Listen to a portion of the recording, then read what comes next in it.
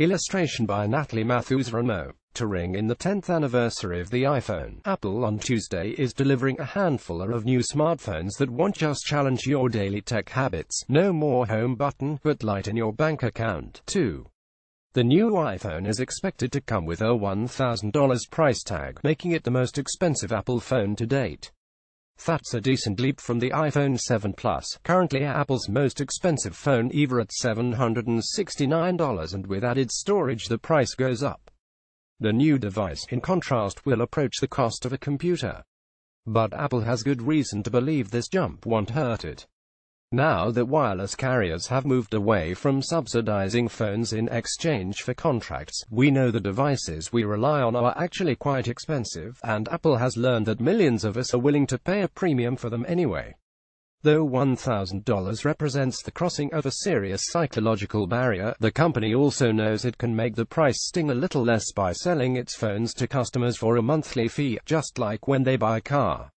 While wireless carriers have offered payment plans for years, since 2015 Apple has had its own financing product, the iPhone Upgrade program, through which users sign up to get a new iPhone every year after making 12 payments.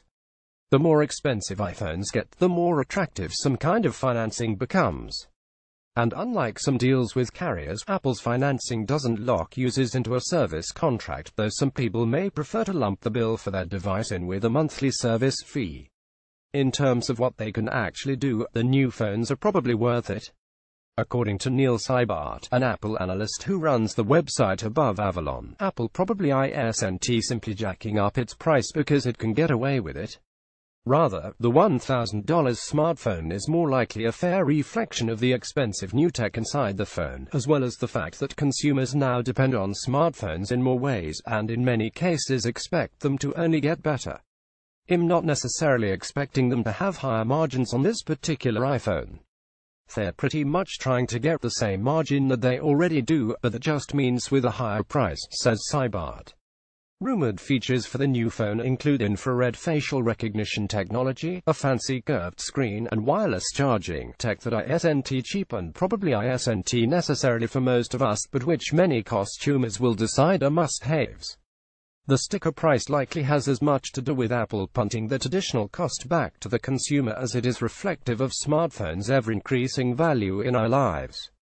Americans now spend about 5 hours a day with their eyes on the smartphones, according to the analytics firm Flurry. People get email like water, and more businesses in the US are moving the communications to chat-based apps like Slack, where coworkers message all day, even on their own personal mobile devices, as opposed to communicating through emails that can wait until they return to the keyboard. Smartphones have replaced the need to carry around the newspapers, magazines, books, maps, and MP3 players. They mediate almost every aspect of communication in modern life. Still, whether it's Apple or citizens of Verizon doing the lending, getting your hands on a $1,000 iPhone with the help of a loan means your credit score could become a factor.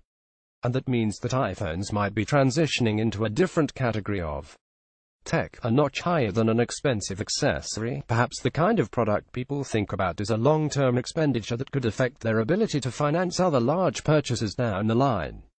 The higher price, combined with the fact that the old-school contracts that locked customers into 2-year phone plans are basically extinct, means more people may keep the phones for longer. Apple isn't the only tech company with an expensive phone for sale, of course. Samsung launched its new non-combustible high-end phone, the Galaxy Note 8, with a price tag of $950 last month. And Apple still does have less expensive options, like its iPhone SE, which costs around $400. And it's worth noting that even phones with a high price tag tend to perform well. The iPhone 7 was the company's most expensive model, yet in the first quarter of this year it was the best-selling smartphone in the world, according to research from Strategy Analytics. It's not that Apple is only appealing to high-end buyers as much as it is that, as a company, it doesn't tend to make commodity products, says Brian Blau, an analyst at Gartner.